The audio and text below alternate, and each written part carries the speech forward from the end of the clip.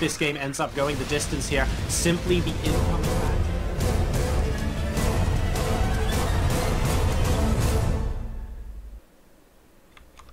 Hello, and welcome to another Heroes of the Storm video. I am Jarasar, and we're going to be taking a look at one of the most popular characters in Blizzard universes today, with a hero highlight from Heroes of the Storm. It is, of course, going to be James Raynor, one of the very first playable characters you get when you hop into the technical alpha at the moment. May well be one of the first, if not the first character you get to play when the game comes out in open beta and indeed is released. So for those of you who don't know him, backstory from the StarCraft universe, of course.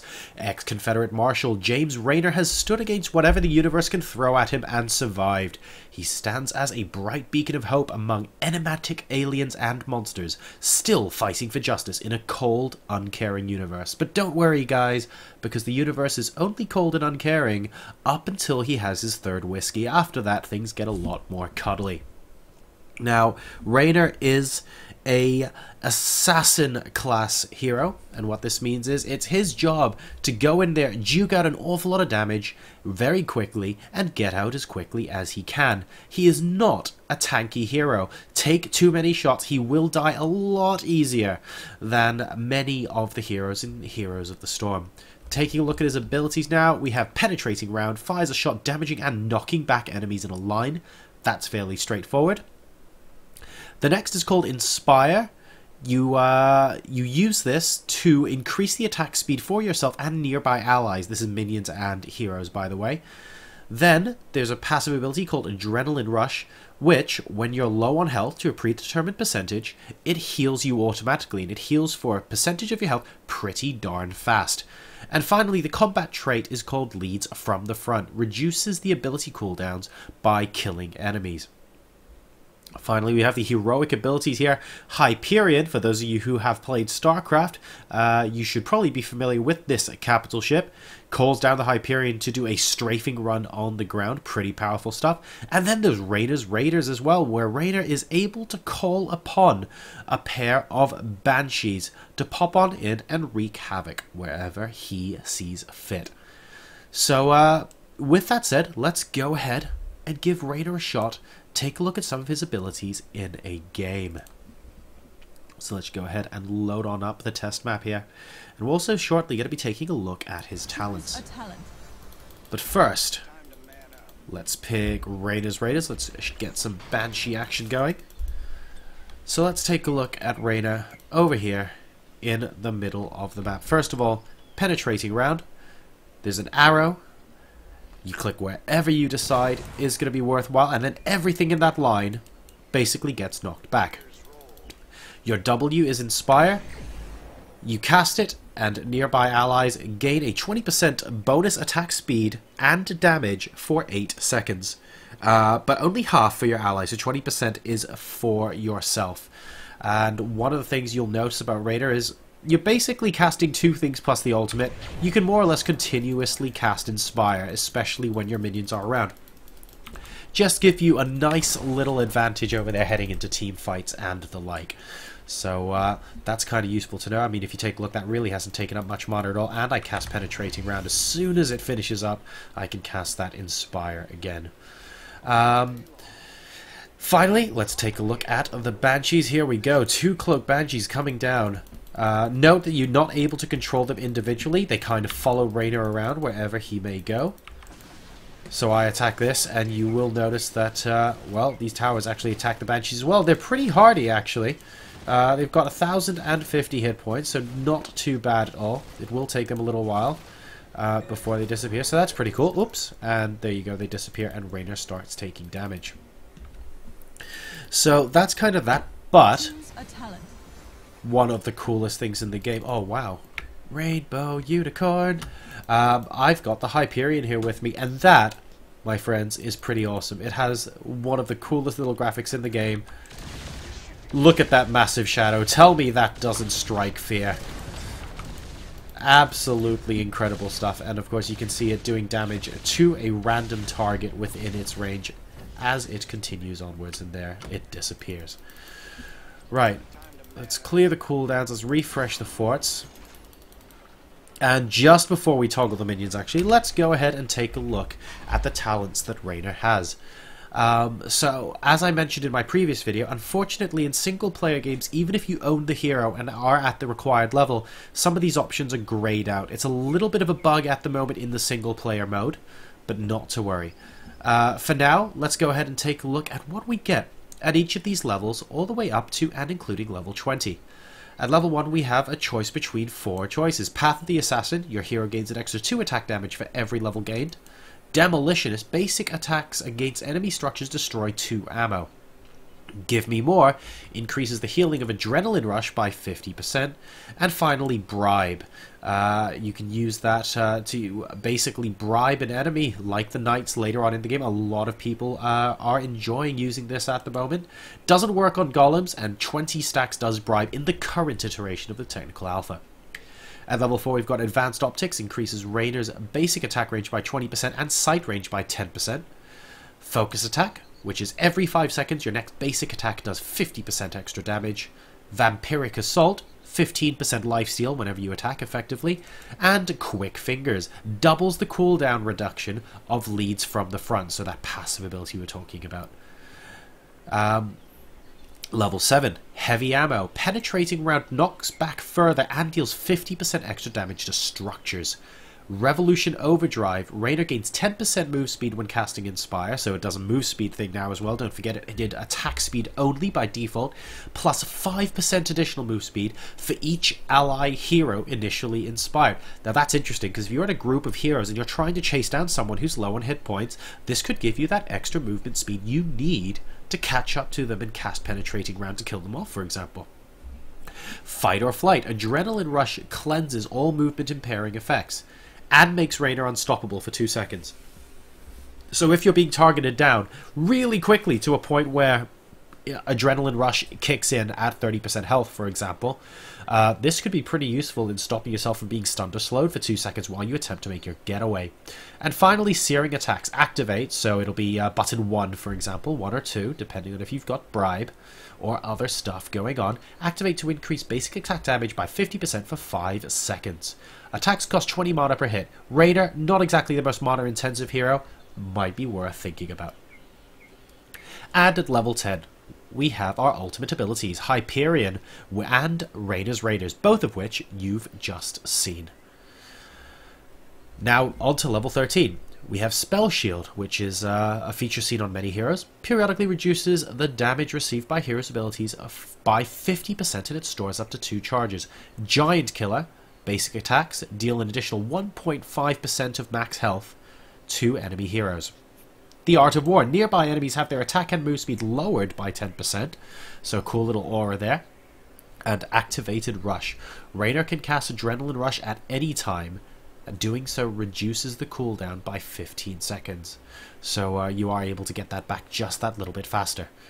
At level 16, we've got Executioner. Basic attacks deal 50% more damage against slowed, rooted, or stunned targets. Fairly self-explanatory. Cluster Round. Penetrating target does 10% more damage to each additional target hit. So good in a mob. Bullseye. The first enemy unit hit with Penetrating Round is stunned for a second, but don't forget it still knocks him back. And finally, Berserk. Activate to increase your attack speed by 50% and movement speed by 10% for 4 seconds. And finally, at level 20, Fury of the Storm. Basic attacks bounce twice to nearby enemies for 50% damage. Remember, you're a massive damage dealer. This could be huge. Bolt of the Storm. Activate to teleport to a nearby location. Battle Hyperion. Hyperion now hits up to 2 targets every volley, so effectively doubling their damage. But every 6 seconds, Hyperion will fire its Yamato cannon at enemy structures as well. Man, I wish they had a 6-second... I could just cast it indefinitely every 6 seconds in StarCraft 2. And finally, Hell's Angels. Banshees remain cloaked while attacking and fire 1 more missile each volley. I believe each volley does, 2 volleys of 35 damage each, so that's effectively increasing their damage output by 50% as well. Now, there are many, many ways to play Raynor. For me personally, one way I like to play Raynor is as is intended for an assassin class hero by default, which is to say, I want Raynor to be able to go in, deal a ridiculous amount of damage, and then get out reasonably quickly. So things that I would get in my personal build involve Path of the Assassin. I want that extra damage for every level gained. Although, Demolitionist can also be considered if you want to be pushing lanes very quickly. I like Path of the Assassin overall just because I want to be able to deal that damage to heroes personally. At level 4, I favour going for Advanced Optics. Increases radius. Just the attack range by 20% and sight range by 10% is huge when you realise people can basically walk over to you and kill you very, very quickly, especially in teamfight situations. I like to be able to keep a distance. Now, at level 7, I prefer to get heavy ammo, personally. Searing attacks, actually, I'm using this more and more, and I'm kind of using it 50-50 at the moment with heavy ammo, because I like the idea of just being able to do that damage when I need to. But I find, for example, in team fights, if several heroes are collapsing on me, I'm not going to want to stand there and focus on one particular enemy. Heavy ammo, on the other hand, allows me to push while not in team fights in lane and do a ridiculous amount if left unchecked.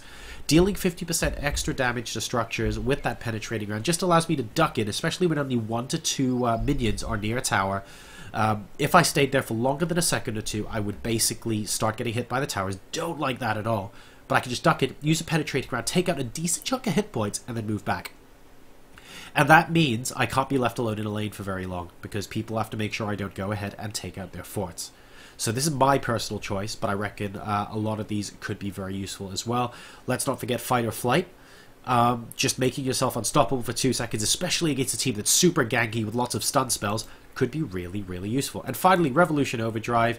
If your opponent's team aren't always fighting together, or you find a couple of them are just running away a bit more often, great for being able to chase them down. At level 10, I've tried both of these ultimate abilities, and I have to say I significantly prefer Hyperion.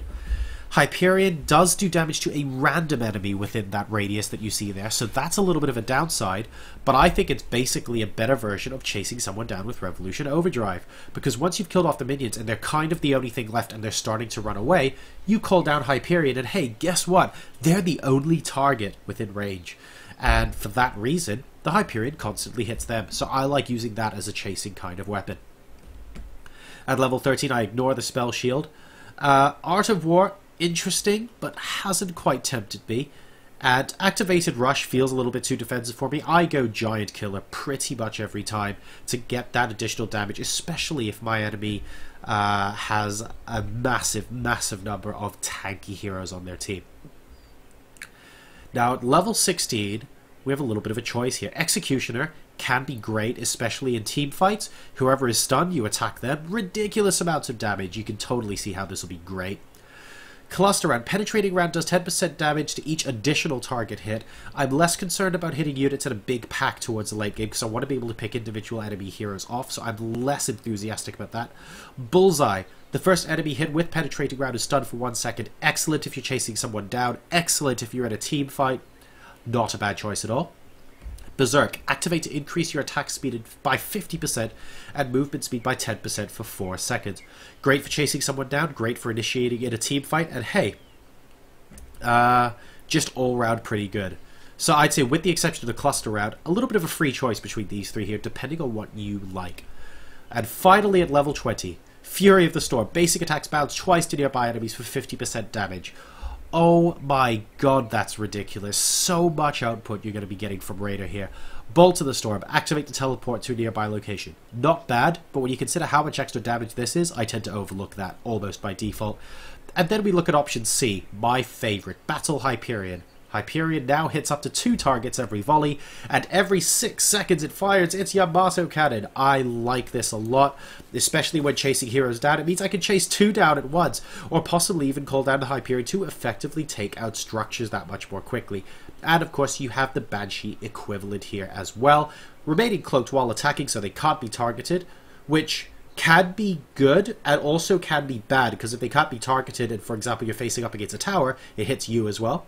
But they fire an extra missile each volley, so they get to do more damage as well. For me, I love the Battle Hyperion, although when I'm feeling in a disastrous mood and I want to absolutely destroy everything in my path all the time, Fury of the Storm's kind of fun as well. So let's go ahead and see how some of Raynor's abilities combine in a fighting kind of situation. First of all, I was talking about Inspire. You basically want to be casting that all the time. So you can see Inspire, that little circle at the feet of my allies there. Just constantly enforce, and the minions are winning the battle easily. I know it's 2 heroes versus 1 at the moment, but the Inspire really makes a huge difference. Just constantly getting that cast. You saw the penetrating round there worked as well, and then conveniently, although he did actually die a little bit too quickly there, if you manage to get them on the run with the Hyperion there, which I'll hopefully be able to show you shortly, you get lovely situations there where the Hyperion is attacking nothing but that hero. So let's go ahead and cast that Inspire again and watch as my ally Malfurion probably ends up dying. There we go. It took him long enough.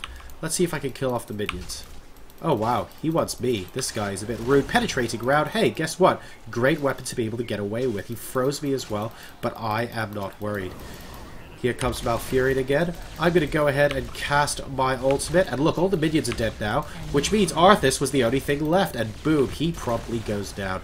There goes my penetrating round. Going to be casting that Inspire once again.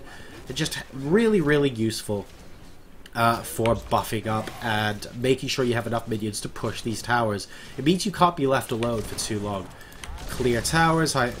I love being able to clear cooldowns. Unfortunately, you can't do this in the game, guys. This, as a Terran player, is how I wish I got to play StarCraft, but unfortunately, it doesn't always work this way. If only we'd consider Raynor as rather extremely overpowered. And there you go. All the forts destroyed. Arthas doesn't look like he's having a good time either. Sadly, this isn't representative of how you play him in the game. So I hope you've enjoyed this little mini guide here. This was, of course, Jim Raynor, a really, really fun hero to play in Heroes of the Storm. A lot of damage being done, a little bit squishy, but you know what? You more than make up for it with just the ridiculous amount of damage you get to do. And that adrenaline rush helping you when you are getting targeted down as well when you're below 30% health. And it can occur once every 45 seconds, so you don't even have to wait too long for it. So hopefully you've enjoyed this video. Stay tuned and make sure you subscribe to my YouTube channel for more of these videos from Heroes of the Storm and elsewhere. I'll be coming back at you with more gameplay, possibly more casts as well in the very near future, and of course more hero introductions. So stay tuned, guys, and thanks for watching.